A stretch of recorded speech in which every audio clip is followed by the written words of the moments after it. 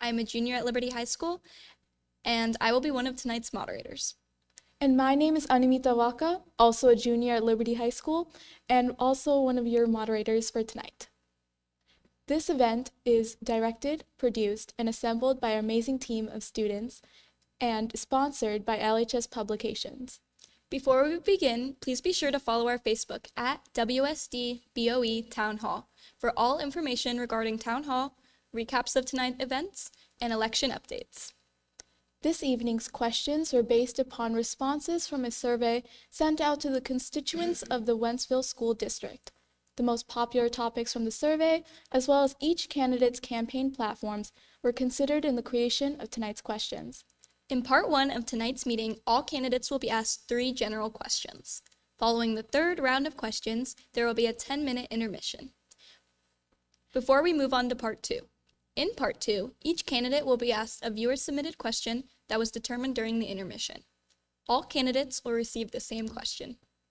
Throughout part 1 of tonight's event, you can submit your own questions using the link at the bottom of your screen. Please keep all questions appropriate and relevant, as these will be what student coordinators will be picking for part 2 of tonight's event. Thank you all for joining us this evening. We will now introduce 3 of our 2023 WSD School Board candidates. All candidates were invited to tonight's event. However, 2 of the candidates, Jen Olson and Renee Hankey, were unable to attend. Each candidate has 60 seconds to introduce themselves before the first round of questions. We will start with Mr. David A. Biesenthal. Good evening. My name is David Biesenthal. I am a parent of 2 young children in the district. I've got a 4th grader at Prairie View Elementary, and my son receives services at Barfield. I am also an educator. I started out in 2005 at Emmanuel Lutheran in Wentzville as the kindergarten through 8th grade PE teacher and athletic director. During that time, I worked on obtaining my public high school certification, and in 2009, I started working in the Fort Zumwalt School District, specifically in the business department, where I teach a variety of business courses from personal finance to computer applications, and a lot of the courses I teach now are Project Lead the Way or Cisco courses where students learn how to build a computer, program a computer, network a computer, and cybersecurity. As a teacher, I have experience with writing 504s, IEPs, and implementing those items, and it's my vision as a board member is to bring the perspective of a parent and a current educator to the board. Thank you. Thank you, Mr. Biesenthal. Mr. Welsh, you may begin. Hi, my name's Brad Welsh. I've got 2 kids that are in the district that both attend Prairie View Elementary. I've got a 3rd grade daughter and a son that is in kindergarten. Reason I got into running for the board was primarily because of them. My wife, who's used to be a high school English teacher, my mother was in public education for over 4 decades in Kansas City, so it's something that's always been very close to me. And I wanted somebody who was going to be on the board to advocate for public educations, for teachers, for administration, and support staff to give them the tools to get back to what their jobs were 3 or 4 years ago. They've been overworked, overloaded. Classes are, larger than they should be. So we need people on the board that are going to advocate for those people to give our students and our teachers a better work-life balance and a better chance to succeed. So I appreciate the time. Thank you, Mr. Welsh. Mr. Lewis, you now have the floor. Thank you. And thanks for this evening. It's good to get in front of the kids and the public to talk all at once. So I do appreciate that. Yeah, my background, I have no kids in school. I have grandkids in school. And my kids graduated, and the youngest is 37, the oldest is 40. So I bring a level of experience in parenting and what it takes to get all the way from kindergarten through college to the board. So that's a little bit different than everybody else that's there. Why do you volunteer for a job that has no pay and just headaches? And the reason why, I believe, is that when you're a citizen of the country and the states and the city, your duty, your responsibility is to give back to the community and volunteer to do that. That's what our founding fathers did. That's what I want to do as well. My background, I retired twice for executive, as VP of a company, led large organizations. I'm very familiar, having worked on boards, with boards, and talked to boards over the years in my position, leading small and large diverse teams through the efforts to win the business. So I appreciate the time. Thank you, Mr. Lewis. On behalf of LHS Publications, we would like to thank you all for coming out tonight and participating in this event. We will now begin with the first round of questions. You will each have 90 seconds to answer each question. For all rounds of questions tonight, you will go in a predetermined order. We will call on you when it is your turn to speak. We will now start our first question. What steps do you believe should be taken to address the issue of low staff retention rates and shortages of staff within our district? If elected, what policies or programs would you propose to increase staff retention? We will begin with Mr. Lewis. Mr. Lewis, you have 90 seconds. All right, thank you. That's a great question. When you look at what's going on across the country, not just in the school district, everybody's facing the same thing. Where did all the people go? And I think that's a reflection of what's happening to society in general. When you give handouts and nobody has accountability, nobody wants to work. And that's really too bad to see. But at a micro level at the school district, we've addressed some of that, I think, and I've heard positive feedback for the most part from the teachers on the new contract that's put in place. I know that everybody here was very strongly advocating for improvements to the teachers, to the salary, to the pay. I don't know where the next group is with the support staff, the drivers, and the attendants, but I've spoke both to those attendants, the drivers, as well as teachers. And as big as the value is of the money, what's even bigger to them in some cases is what's going on in the schools. What happened to schools that were under control, where people behaved, people were reasonable? I mean, it's just terrible. Teachers are getting burned out. They're being overloaded with things that are not related to teaching. They're being tasked with activities that they just don't need to focus on. They need to be on teaching and get back to that. So part of it is communication. I sat with bus drivers last night. They talked about how they never got notified even of the event yesterday. So we've got to communicate much better to them, and then we have to treat them fairly from a salary perspective. Thank you, Mr. Lewis. Mr. Biesenthal, you may begin. Sure, thank you. So obviously the short answer would be salary, right? Everybody wants to be paid more. But as a teacher myself, a lot that I like to see and what I see a lot of my colleagues leaving for various reasons, it comes down to feeling supported, comes down to feeling that we are appreciated as educators. So looking for ways to lighten the load. So much gets thrown on our plate every day, every year. So looking for ways to see how we can reduce that workload, that weight on us.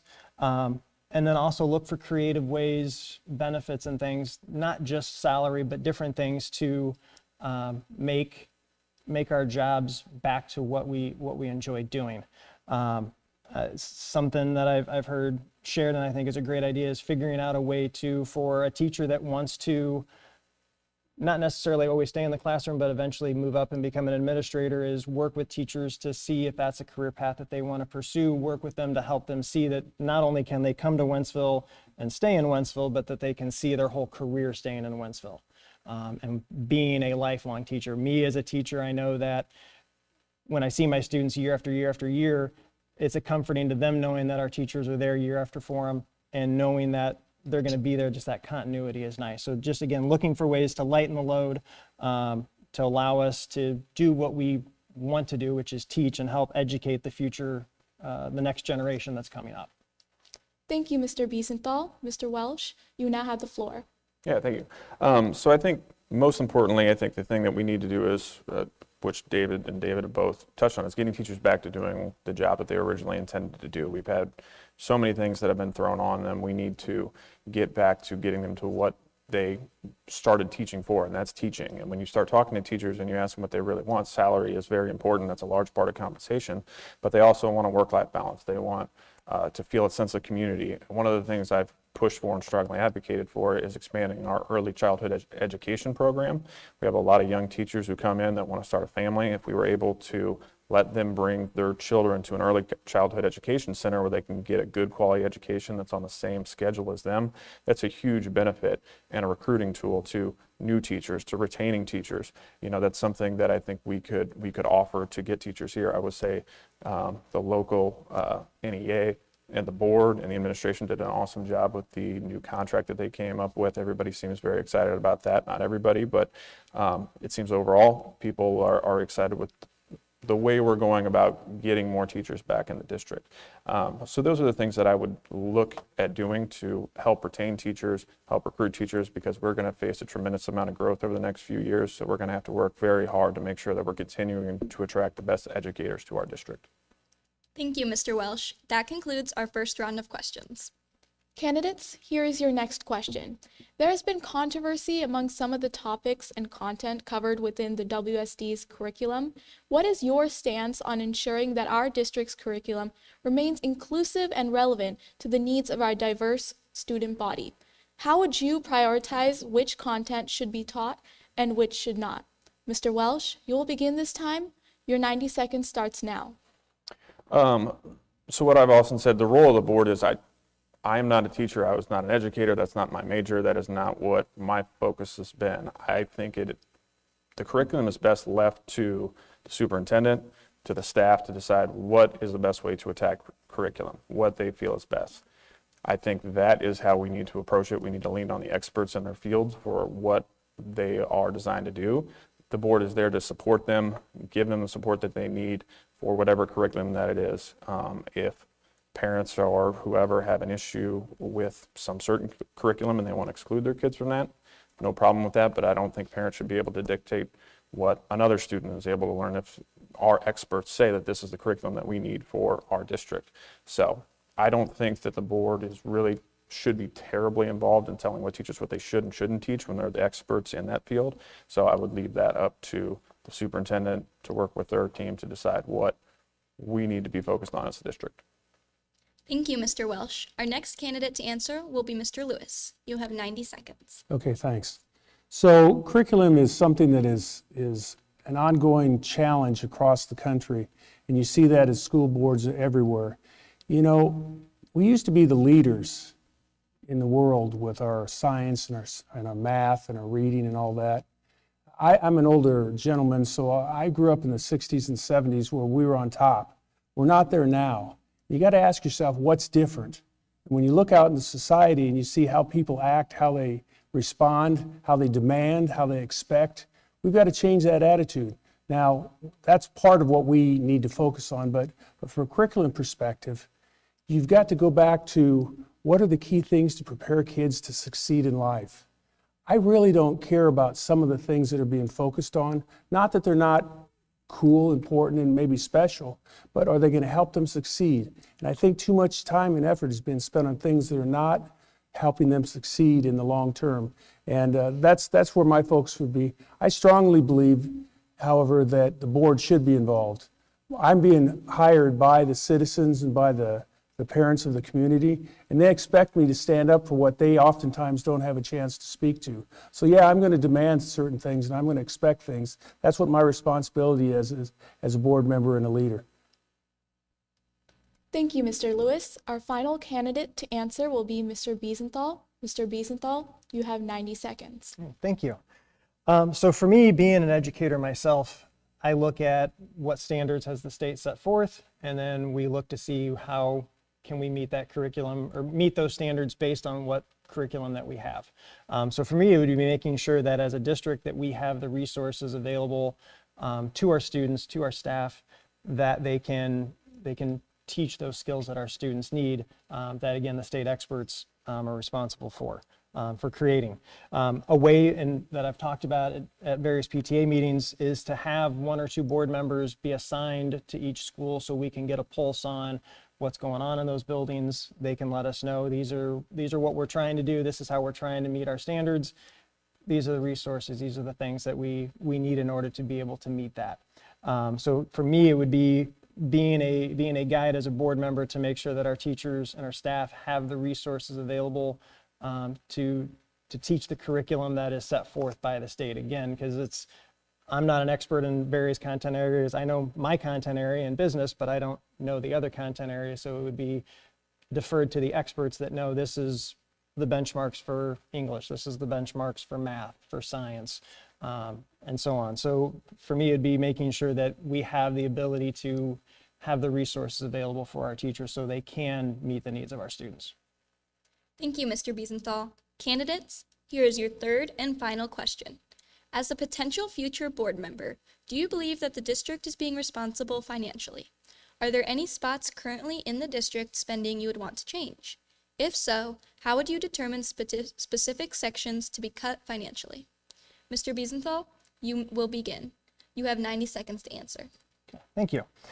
So for me, from the finance side, I would look and see how we're going about accessing various materials, right? Just to make sure that we're being prudent in how our money is being spent, because as a public school system, we are entrusted with public taxpayer dollars. So I would want to make sure that it's being spent to the best that it can.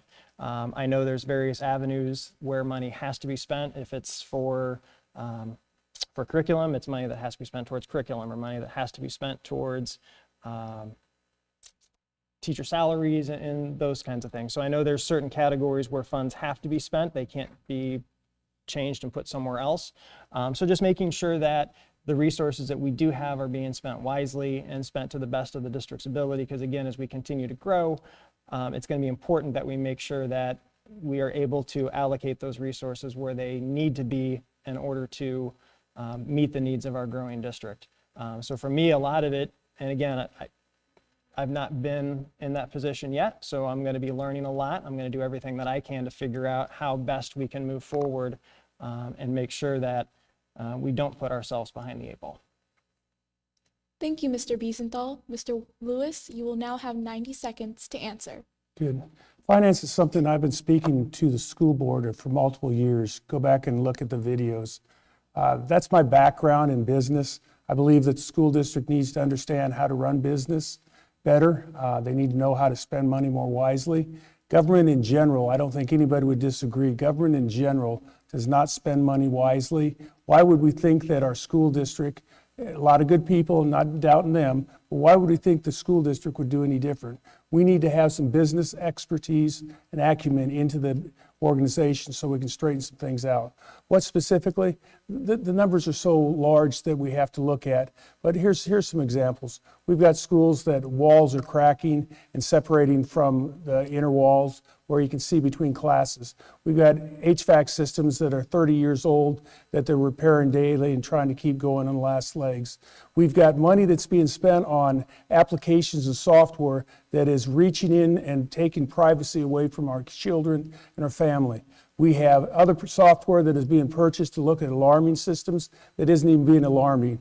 The amount of things that we're wasting money on is in the millions. We've got to do that. Now, what does that mean? It means that you take the money that you save and then you apply it to things that we need. I'm not talking about looking to cut costs. Cut revenue. I'm looking at using revenue in the right way. And there's so many ways that I've seen that, and I've spoken at the school board already. It's just craziness. So there's plenty of room. Thank you, Mr. Lewis. Mr. Welsh, you will be the last and final speaker with 90 seconds to answer.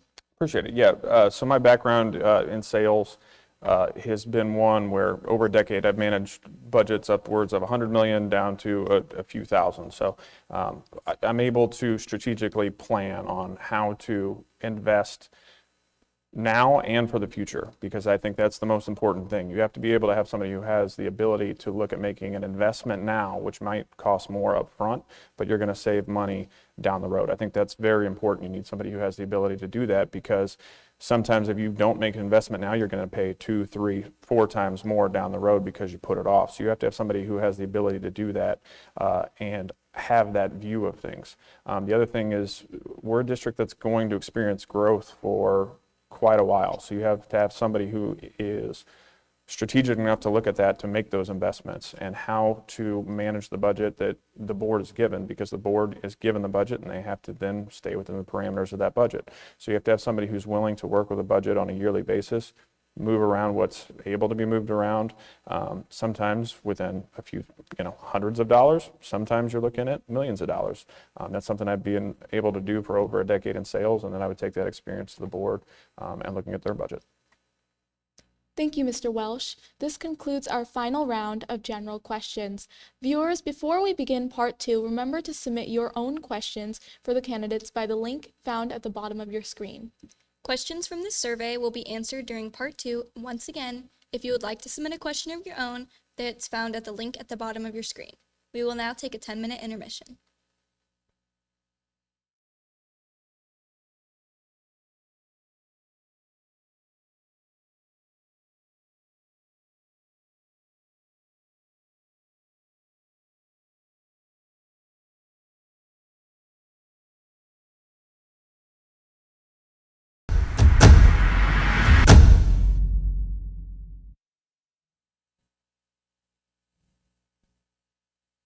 Welcome back to the 2023 Board of Education Town Hall. We thank you for joining us this evening. During the break, our student event organizers sorted through the viewer questions submitted during part 1 and have selected 3 different questions for each candidate to answer. All candidates will respond to the same question and will have 90 seconds to do so. Mr. Welsh, we will begin with you. The question is, school choice legislation has passed in the Missouri House and will allow public education funds to follow students to the schools that best fit their needs. What do you believe is the biggest obstacle with the school choice policy? And if elected, how do you plan to address it? What impact do you believe this policy would have on our district, teachers, and students? So I've been pretty outspoken that school choice, the voucher program, is not good for our students, for Wentzville. It effectively, we've talked about budgeting earlier. Our public schools are underfunded as it is. So to take any money out of our public schools and put them in the private school districts is going to take away resources away from our students that need services more than anything. The other thing with school choice is just if you want to take your money and take it to a private school, the private school doesn't have to accept you. Most of them are full. They can turn you away. Public school system takes everybody. So no matter what, the public school system is going to take you, and any money that we're taking out of that is going to be less funds for services, for teachers, for support staff, for the things they need to get things done. So for me, we need people on the board that support public education. That I've reached out to plenty of legislators to give them my opinion on school choice, on vouchers, on open enrollment, and why I think that has a negative effect not only on our district, but even more so when you get to rural districts that are already underfunded. We need to look at this as a community as a whole and make sure that we are investing in our public school systems. Our public school systems are the backbones of our community. That's why people choose to move out here, is because we have great public schools, we have great teachers. We need to continue to make sure that our tax dollars are going into public schools, not into private schools. Thank you, Mr. Welsh. Mr. Biesenthal, you are next. So yes, similar to Brad, I've also spoken in the same light with school choice. Obviously, anytime public dollars are leaving our public school system, we've got to figure out a creative way in order to make sure that our students' needs are still being met. So looking for however we can to replace that missing income that we're going to lose by either students leaving or being overburdened with more students coming in, and we don't necessarily have the additional tax dollars to be able to handle that. So looking for ways, businesses that we can partner with, again, different ways that we can make sure that we can have the resources available to acquire the various items that we need in order to make sure that our students have an equal opportunity to learn the material and in order to be able to become the successful citizens that we want them to be. But again, my viewpoint on it obviously is one viewpoint. It's as a board, we have to figure out a way to work together to make sure that we've got everything that we need in order to help our students succeed as much as they can. Thank you, Mr. Biesenthal. Mr. Lewis, you now have the floor. Thank you. So what you just heard from the first two candidates was that parents, if you have a school district that your kids are in that is totally failing you, they don't believe you should have the right to save your kids and move them to a school district that will meet their needs. That's what they just said. And they both nodded and agreed. Is that what you as a parents want? You want somebody where the school is failing that you don't want to have a choice? I don't think so. Now, having said that, we're not in a system like that. We're not in a place like that. You've also heard both of them say that we have an outstanding school. We have an outstanding set of teachers and staff. So what are you afraid of? You're afraid of you're losing control of the money. What we should be looking at is how do we ensure that we remain and we grow and become even better than what we are now, so that we're not taking kids or pushing kids out because of poor performance or of the school system, but we're bringing kids in that crave and need what we have and what we're offering. I see that's a clear difference. Now, there's another piece of it as well, and I talked about this when I was at a couple of different meetings. I believe that when you as a citizen make a decision to come to a city, you've made a decision that you're going to support the city and you're going to support the school district. Personally, I think that your tax dollars, a portion of them, should always stay with the school. But I do believe that choice is good for some students in underperforming schools, and I would have to support it for the benefits of the children and the parents. Thank you, Mr. Lewis. That concludes our responses to the first question, and we will now move on. Candidates, here is your second question. Creating a safe environment at school is crucial for not only for students, but teachers as well, to succeed academically. In your opinion, what has been the district's success in creating a safe and supportive learning environment for both students and staff? Where do you see areas for improvement? Mr. Lewis, you now have the floor. Safety, I'm glad we got to that. We all saw what happened yesterday. And, it's just hard to fathom. It seems like every day, every week, there's something going on. I first started talking to the school board back in 2019 about safety because of some other issues that took place. It's just beyond me. I've had the opportunity to go to different schools as a substitute teacher and learning what's going on the inside. I get in and out of the schools without a problem, whether or not I was carrying or not. It's just disappointing with the level of safety that we have at the schools. We need to harden the schools. That's tough to say, but it is. We saw, and I've always worried about glass doors where we create a man trap so we can maybe keep them in there. But the problem is a bullet will go right through that glass and they walk straight in. We have to create man traps and we have to create an environment where they can't get in. If we can protect the barrier of the schools, we can protect the kids and we protect the parents, or the teachers and staff. And that's what we need. We have enough money to do all the other things that we're doing here. We've got enough money for DEI, for all these other things. We need to say we have enough money for doing the proper things from a safety perspective that we need to do to protect our kids and to protect the staff and the students. Plain and simple. You apply that across the board and create layers of safety, and you have a situation that can succeed. We need to have also police officers in every school, and we don't have that today. Thank you. Thank you, Mr. Lewis. Mr. Welsh, it is now your turn to speak. Yeah, so I think we need to look in terms of, safety, and a lot of people talk about just the kind of the violence and things that happen in school. That's what I get asked a lot about. I think the most important thing is that we have a policy and a set of standards that apply across the entire district. Whether something happens at Liberty or happens at Holt or happens at North Point, the same thing is going to happen no matter what school you're at, no matter what student you are. If you get in a fight, this is the punishment, and that needs to happen across the entire district.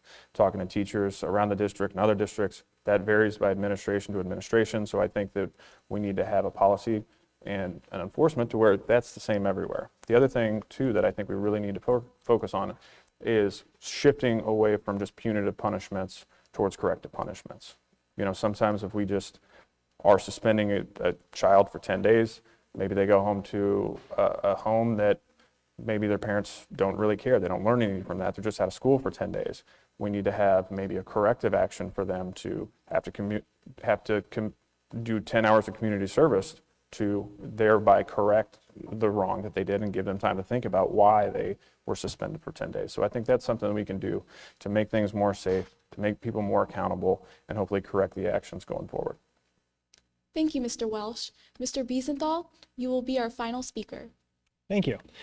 So for me, when I look at this, I see looking from a success for the district is partnering with local agencies, right? Having plans in place with law enforcement and fire and whoever that we can to make sure our plans that are in place when we do have a situation like Mr. Lewis mentioned the other day, I got a text alert saying, hey, this is what's happening in the district.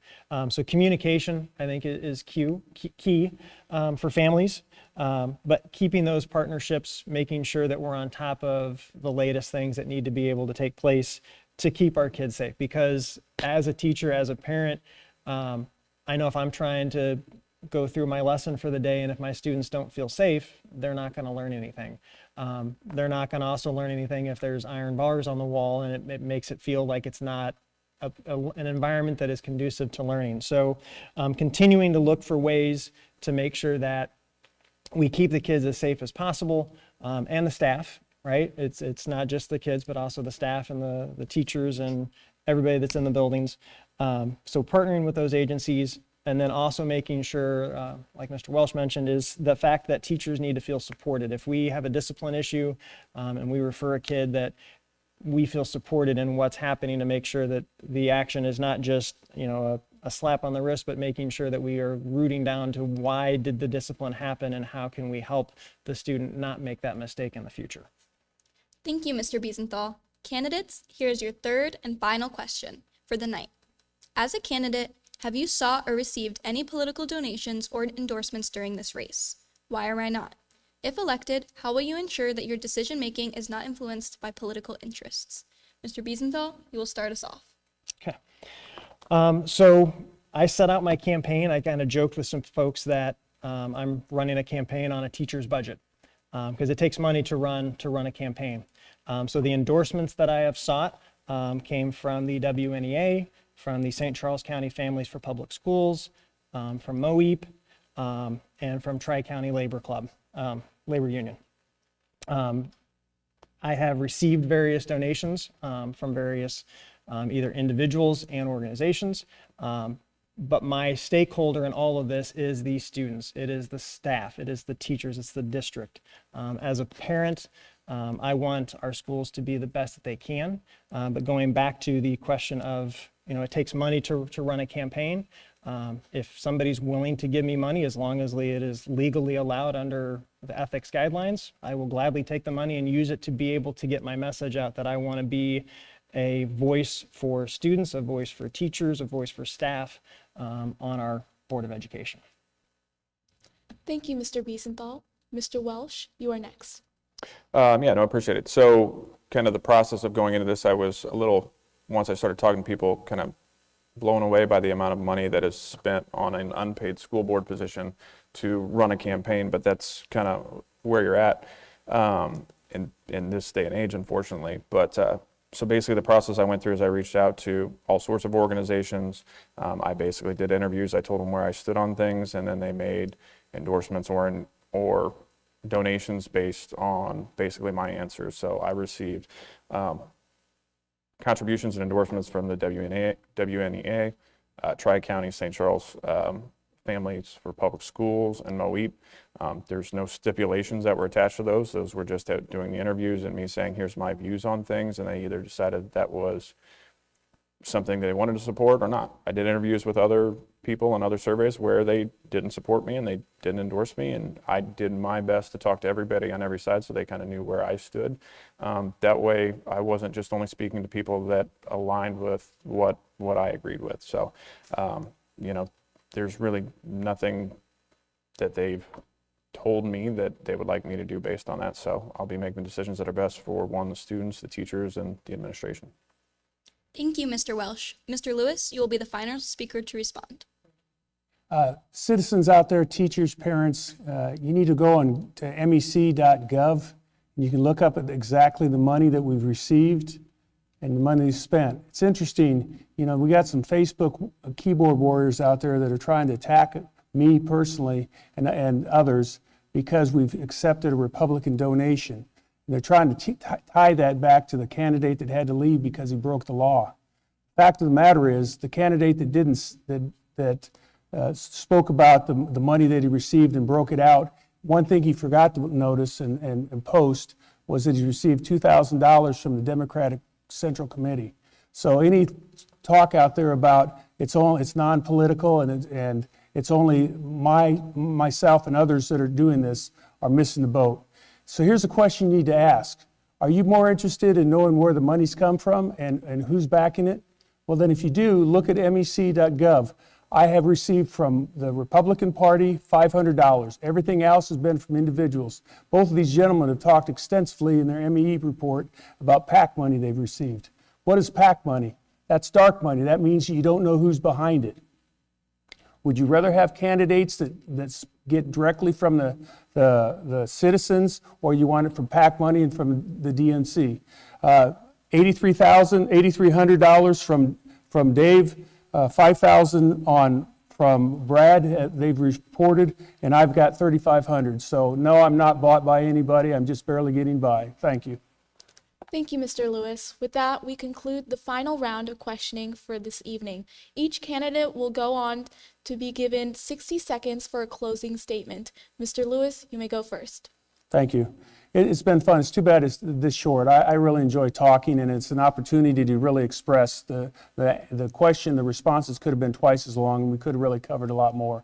The people that are still interested, that want to know more, you can reach out to me on the Facebook page. I'm in this for the kids. I'm in this for learning about and finding the best way to help the kids succeed in life. I'm here to help the teachers. I'm here to help the staff. I spent time with the bus drivers. I went through some training with them with the ride-alongs. They need somebody that will listen to them, and so far people haven't been listening in the way that's needed, and we've all spoke about it. I've met with them and have good contacts and insight to that. I'm also very well connected at the state level because we need to talk to the state in order to get things accomplished as well. So I'm a candidate that I owe nothing to nobody. I didn't take PAC money. And I'm here just because I want to be for the goodness of the citizens and the students. Thank you. Thank you, Mr. Lewis. Mr. Biesenthal, you may begin. Sure. So I just want to also reiterate, just thank you guys for putting this on. I think it's so awesome that this is entirely student-led and student-driven. So thank you guys for the opportunity to give us the chance to come out here before you. For me personally, just to reiterate a couple of things. Number one, the fact that I am a current teacher, being able to bring that voice for both current educators, staff, and what students are facing too in the schools on a daily basis. I want to be that voice. It is not common to have a current educator on a board. Retired, yes. Former, yes, but not a current educator. And also just want to point out that, again, it takes money to run a campaign. I've not done fundraisers. I have been to every PTA and PTO meeting to be able to meet with my constituents, who will be the students, the teachers, the staff, the faculty, and those are my stakeholders, is who trying to make our district the best that it can be for them. So thank you guys again for the chance to come out tonight. Thank you, Mr. Biesenthal. Mr. Welsh, you are the final speaker. Yeah, first of all, again, I just want to say thank you guys for the opportunity. This is fantastic. This has been a great experience, and you guys have done a fantastic job. So thank you for that. Again, just reiterating, the reason I'm running is, like I said, I've got kids in the district. I'm passionate about public education. I want to defend public education. I've been the kind of person who's always stepped up to help support kids. I've coached my daughter and my son's sports teams since kindergarten through, my daughter's now in third grade. So I've always been involved. I've always want to be a part of what's best for the kids, what's best for teachers. And again, I've gone out of my way to talk to everybody from every side. I want to learn about everything. So this has been a great learning experience for me. I'm going to continue to learn more. I'm going to continue to talk to more people, continue to learn. So I appreciate the opportunity. And if anybody has any questions, please feel to reach out via, social media, my website. So thank you all. I appreciate the time. Thank you, Mr. Welsh. That concludes tonight's town hall meeting. We would like to thank our candidates for their time and our viewers at home for joining us tonight. A special thanks to our student team who volunteered their time to make this event possible. Each candidate's bios and email addresses can be found on the WSD website under About Our District on the Board of Education page. We encourage you to read each candidate's submitted bios to learn more about all 5 candidates. Please remember to go out and vote on Tuesday, April 4th. The deadline to register to vote for the upcoming election has passed, but absentee voting has begun if you will not be able to attend the day of. Be sure to follow us on Facebook at WSD BOE Town Hall for all information regarding the Town Hall, recaps of tonight's event, and election updates. Be sure to follow us, and once again, please remember to go vote out on April 4th. To all candidates, we wish you the